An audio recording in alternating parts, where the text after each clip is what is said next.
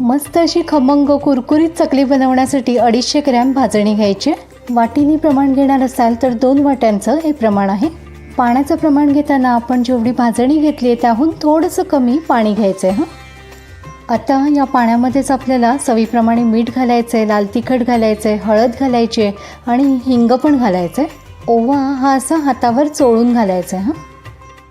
तीळ घालायचे आहेत आणि सगळ्यात महत्त्वाचं म्हणजे मोहन। तर इथे आपण 2 चमचे साजूक तूप घालून सगळं व्यवस्थित असं हलवून घ्यायचं। पाण्याला छान खळखळून उकळी आली की गॅस बंद करायचा आणि 1-2 वाफा निवळू द्यायच्यात आणि मगच आपल्याला यामध्ये भाजणी घालायची। लक्षात घ्या, आपण अगदी उकळत्या पाण्यामध्ये भाजणी घातली ना तर चकल्या तेलकट होतात।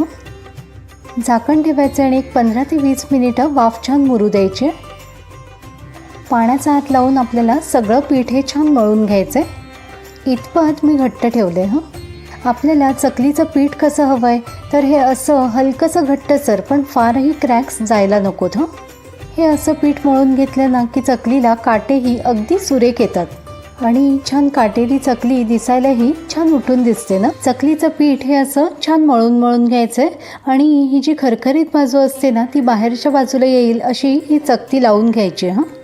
त्यामुळे ना चकलीला काटा अगदी सुरेख येतो।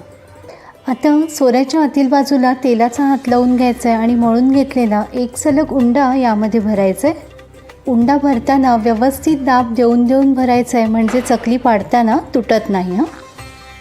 आणि आता आपल्याला हव्या त्या आकाराच्या म्हणजेच 3 वेढे 4 वेढे अशा चकल्या पाडून घ्यायच्या। बघा इथे ही मी 3 वेढ्यांची चकली करून घेतली। आता तळायला घेऊया। बऱ्याचदा एक चकली पाडून झाली की सोऱ्यातून हे असं पीठ बाहेर येतं ना, तर काय करायचं आहे, सोऱ्या असा उलट दिशेने फिरवायचा आहे म्हणजे हवेचा दाब कमी होतो आणि मग पीठ बाहेर येत नाही। लक्षात घ्या, एका वेळेला फार चकल्या पाडायच्या नाहीत, नाहीतर मग त्या कोरड्या होतात आणि मग तेलात जाऊन सुटण्याची शक्यता जास्त असते। चकली तळण्यासाठी तेल अगदी व्यवस्थित असं गरम करून घ्यायचं आहे आणि मग एक चकली सोडायची। लक्षात घ्या, फार गर्दी करायची नाही आहे, नाहीतर मग तेलाचं तापमान कमी होतं आणि मग चकली तेलामध्ये विरघळण्याची शक्यता ही जास्त असते।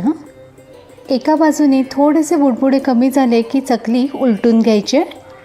चकली तळताना आपल्याला मंद ते मध्यम आचेवरच तळायचे। अगदी मंद आचेवर चकली तळली ना तर ती तेलकट होते आणि मोठ्या आचेवर चकली तळली तर मात्र आतून मऊ राहण्याची शक्यता जास्त असते। त्यामुळे गॅसची आच ही मंद ते मध्यमच ठेवायची।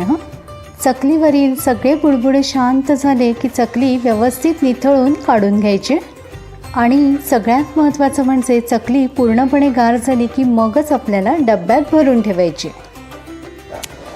अगदी साध्यासुध्या टिप्स फॉलो केल्या तर तुमच्याही चकल्या अगदी खुसखुशीत होतील बरं का।